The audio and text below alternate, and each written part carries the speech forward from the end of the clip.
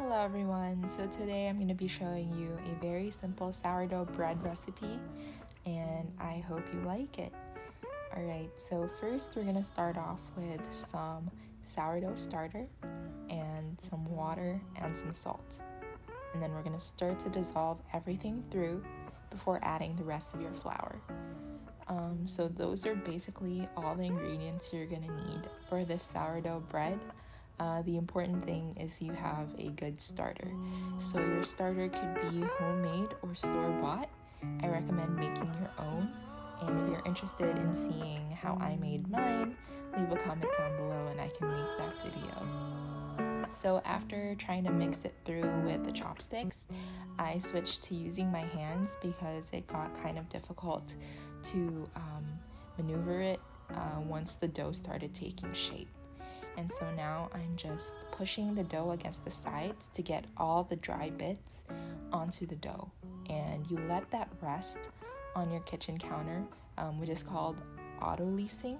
And so you autolyse for about 30 minutes to an hour at room temperature before you turn it out onto your kitchen counter and shape it into a more tight dough ball.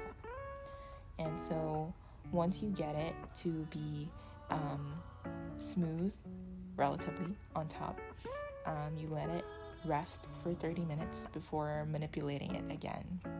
So here I'm going to be showing how to do a stretch and fold, which is going to be our replacement for kneading the dough. So I'm going to be taking a bit of the dough and stretching and folding it over the top. And so you repeat this until the dough has been folded over itself, and you cover it and let it rest for another 30 minutes, and you repeat. So you do the sets of stretch and folds every 30 minutes, and for this recipe I did it for 4 times, so for a total of 2 hours. And then after doing the stretches and folds, you would let the dough bulk ferment for an additional 4 to 6 hours depending on how warm your kitchen is. So for me, it took about another 4 hours to get it to about double in size. And so once it got to that point, I turned it out onto the kitchen counter very, very gently and folded it once in half and rolled it into a more spherical shape. And I tried to be really, really careful with this because I didn't want to deflate my dough, and it was still sticky, but I didn't want to add any more flour until I transfer it into my Banneton basket. So here I'm dusting the Banneton basket with some potato starch, and I'm using my fingers to really get the potato starch into the grooves. And I'm also going to be dusting the side of the dough that's going to touch the Banneton basket. So the reason for this is you don't want your dough to stick to your Banneton basket, because once it gets time to release the dough before you bake it, it might cause your dough to deflate because of the pull from sticking to the Banneton basket. So gently transfer it onto the Banneton basket and cover, and let this proof in your fridge for overnight or 12 hours before baking it the next morning.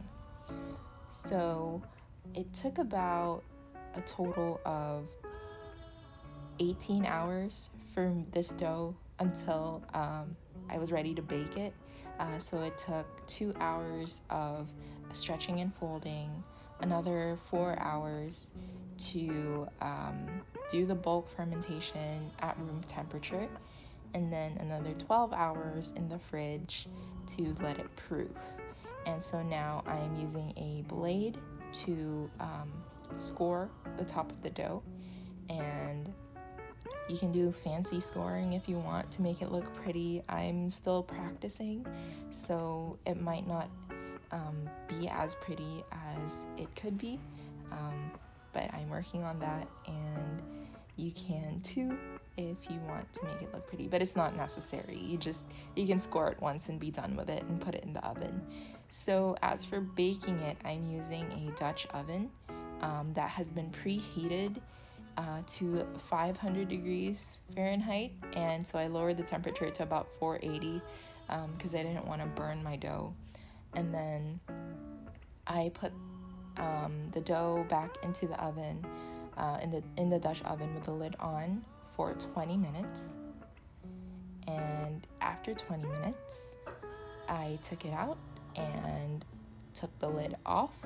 And so at this point, you can leave the lid out of the oven, but I like to keep it on the top rack because it gives the dough a little bit more color than if I didn't put the lid back on the top rack. So you lower the temperature to 480 and bake it again for another 20 minutes. And you let it completely cool before you cut into it. So this one took about an hour or so to completely cool, and this is what it looks like.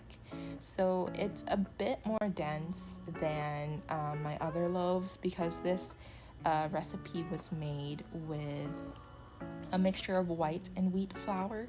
You can use all white flour or all wheat flour. Just know that it's going to be more dense the more wheat flour that you use.